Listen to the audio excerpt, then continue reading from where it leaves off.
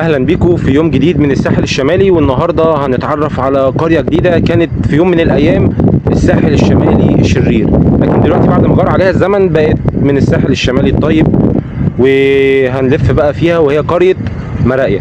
تعالوا بقى للناس اللي ما دخلتش قريه مراقيه قبل كده ناخد جوله ونتفرج على مراقيه واجواء البحر الجميله. تابع الفيديو للاخر ويلا بينا عشان تستمتع بالمشاهد الجميله في قرى الساحل الشمالي، واللي ما تابعش سلسله فيديوهات قرى الساحل الشمالي فايتك كتير. يلا بينا.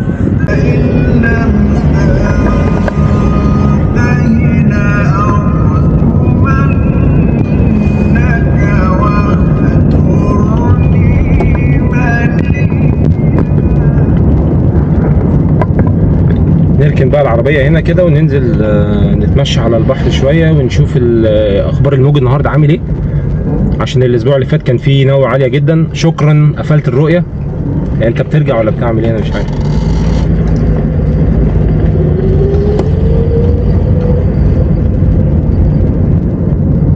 هنا بقى الكافيهات والمطاعم وبتاع على البحر اهي. نركن ونخش البحر.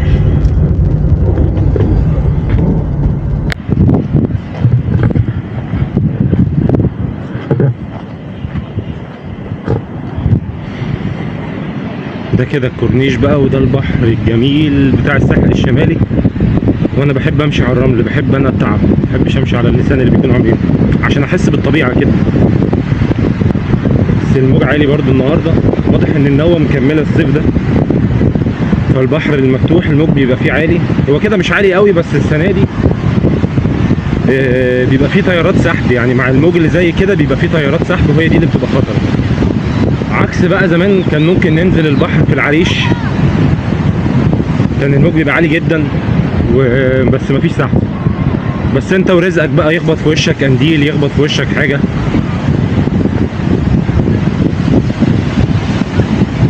خليكوا بقى تلمسوا المايه دلوقتي، الناس اللي قاعده في البيت ومش عارفه تروح البحر خليك تلمس المايه بايديك. طبعا قريه مراقيه زي ما قلنا قبل كده ده كان الساحل العائلي الشرير بتاع زمان، لان كانت طبعا دي رقم واحد. فدلوقتي بقت هي مع بقى القرى التانية اللي فتحت والتطور اللي حصل بقت الساحل الطيب العائلي. بس بصراحة عامة يعني أنا بحب الجو ده، الجو العائلي وبتاع والاحترام والحشمة والملابس بقى العادية، الجو الأسري بتاع المصايف بتاعت زمان، مش جو المصايف بقى اللي تلاقي كل واحد ساحب صاحبته وازازه البيره تحت باطه ويعمل بيها تان ويرول له سجارتين ويقضوها حفلات وديسك ورقص ويبقى هو ده المصيف. انا بالنسبه لي الجو العائلي ده جامد، وبصراحه البحر حلو قوي بس خطر، يعني حتى لو تلاحظوا الناس كلها مش نازله البحر.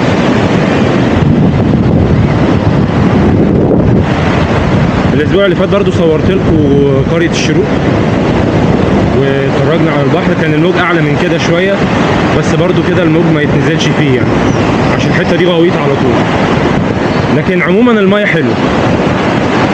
فخلينا بقى ايه نستمتع دلوقتي بالبحر، خليكم تلمسوا المايه زي ما وعدتكم، بس لو غرقت انا مش مسؤول. وبعد كده نطلع بقى ناخد جوله في بقيه القريه ونتفرج على القريه من لا لا لا لا يلا اديني اتغرقت عشان اخليكم تلمسوا المايه. شكرا. دي الشاليهات بقى اللي هي صف اول على البحر، والكورنيش زي ما انتم شايفين ورايا وقدامي اهو، الكورنيش بتاعها كبير جدا. قريه هاديه ولذيذه وعائليه، الناس بقى اللي عايزه تصيف في الساحل الشمالي مش عايزين الجو بقى بتاع الساحل الشرير وكده.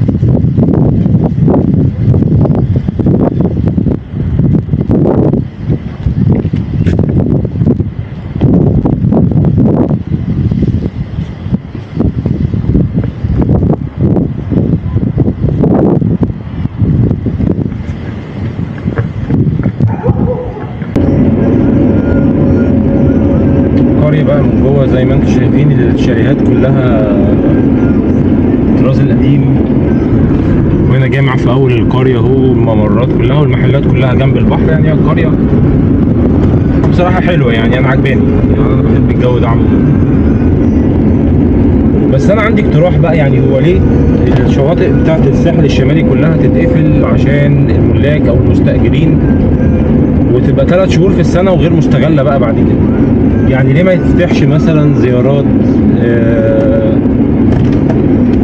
يتفتح مثلا حد عايز يخش يقضي الرحلات اليوم الواحد اللي هو الدي يوز وبتاع، يعني الناس تخش تقضي يوم عادي مفيش مشكله. ليه بقى لازم اخش اجر مثلا اليوم ب 3000 و 4000 عشان اخش اقعد لي يوم او يومين؟ طب في ناس بتبقى ماشيه على الطريق عايز ينزل يقعد على البحر شويه ويمشي، ليه نعمل حكر على الناس اللي هي بتأجر تأجر بس او المالك بس؟ وطبعا في كوره بقى كتير جدا ما بتاخدش مستأجرين، ملاك بس. يا ريت بقى المسؤولين يراجعوا نفسهم كده، ويعني ايه تفتح الكوره دي كلها بدل ما هي معموله 3 شهور في السنه بس، وتبقى الرحلات اليوم الواحد. حتى لو هتقول لي هتبوظ، ما هو اي حته في العالم الشواطئ دي ملكيه عامه للناس كلها.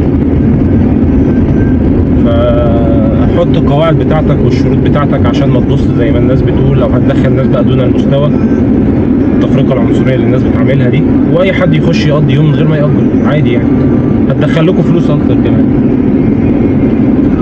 نخش بقى يمين، بص منظر البحر والمنزل بتاع، يعني منظر البحر مع المنزل كده شكله تحفه. نخش يمين نشوف اخرها لحد فين.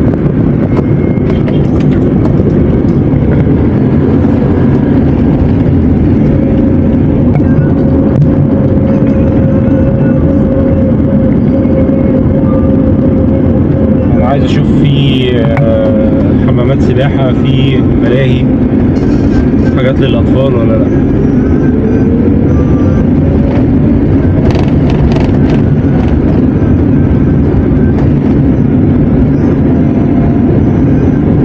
يلا يا جماعه الحقوا اخر شهر بقى وتعالوا قريه مراقي عشان عجبتني بصراحه.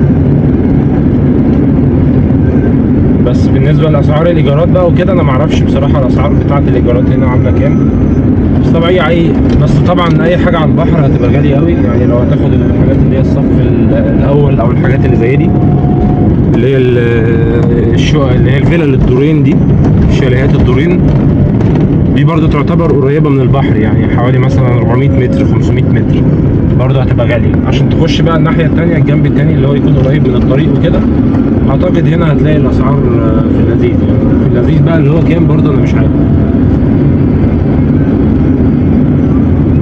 انا هدفي بوريكم المكان عشان لو عجبكم. في ناس بتخش تعمل سيرش مثلا، في ناس لحد دلوقتي اكيد عارفين قريه مراقي، سمعوا عنها لكن ما شافوهاش.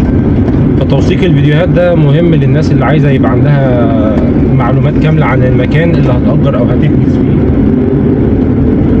فانا كده باخد لك الجوله بتاعتك ببلاش وانت قاعد في بيتك معزز مكرم،